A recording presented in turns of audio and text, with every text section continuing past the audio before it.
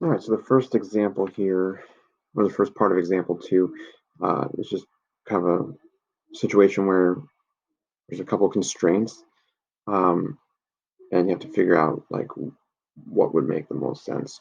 So it is going to end up being a linear inequality, and there will be 3. The only way to solve a linear inequality is by graphing, because it's a region of a graph is the answer. It's not just one point.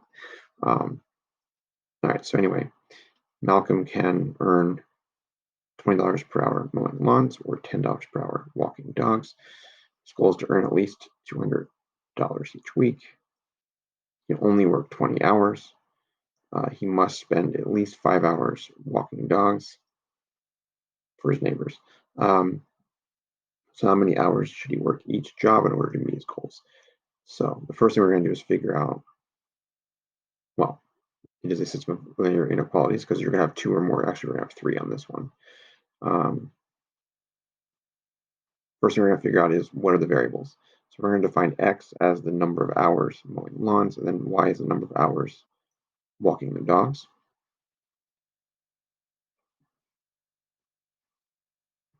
All right, the next part is going to be writing out the inequalities. Right, so the constraints are, well, there's 3 of them. So based on the fact that he wants to earn at least $200, and x is the amount of hours he spends mowing lawns. 20x is how much money he's going to make from mowing lawns. And since y is how many hours he walks dogs, and 10 times y is going to be the amount of money he makes walking dogs. If I add that together, that's the amount of money he makes. He wants that to be greater than or equal to, which is at least $200. All right.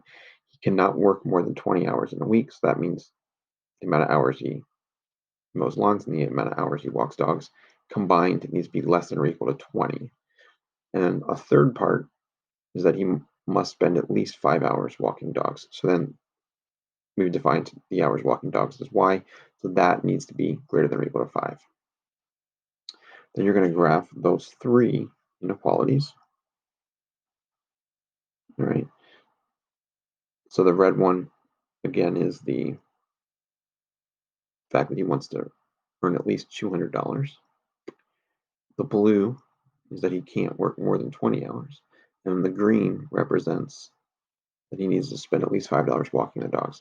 So anywhere in that shaded region would be a combination of hours worked that would meet those 3 pieces of criteria. So for instance, 12-7. All right, so 12 hours mowing and 7 hours walking dogs would work because that would earn him enough money to be more than 200. It's only 19 hours worked, so that would be less than the 20 maximum he can do. And the 7 hours walking dogs is more than the 5 hours that is a minimum. Okay, so let's look at it one where we're going to graph stuff ourselves. So it says graph the set of all points. Right, that solve the system of linear equations here. So what we're going to do is we're going to move around these lines to make them match up with this. So for the blue line, it's in standard form. So to me, the easiest thing to do is just graph the intercepts. So the x-intercept would be 7, and the y-intercept is going to be 14. So all I'm going to do is move, let's say, this is the y-intercept here. So that's supposed to be at 14. So we're going to move it up to 14. Then the x-intercept is at 7. So I'm going to move that down there.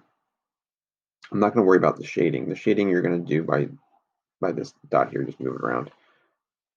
I'm just going to leave that over there for now. We'll figure it out. But basically, you want to be below the blue line, right? Because if you use a test point here, let's say the test point is 0, 0.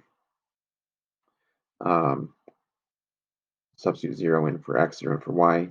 It makes a true statement. So you would want to be somewhere below the blue line. All right, the red line. Let's talk about intercepts for that. The x-intercept is 10. The y-intercept is 5. All right, so if the y-intercept is 5, I'm going to move that here. And the x-intercept is 10, so I'm going to move that to here. Also, if I pick a test point of 0, 0,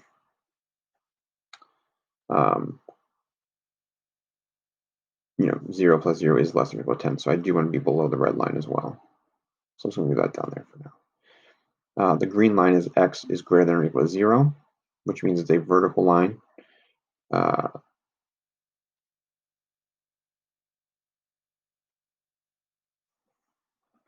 to get that as straight as possible. All right, and I'm shading it to the right. All right, so I'm going to move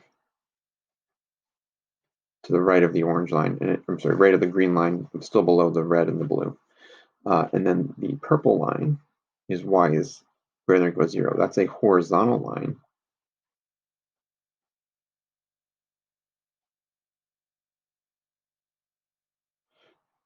Through the origin. And we are shading greater than it would be above it. So now that orange dot is in the right place. Again, you can move this all the way around, pick whichever region you want, but this is the one that I want. Let's zoom in a little bit. And then let's see how close we are to the answer. Looks good. All right, let me know if you have questions.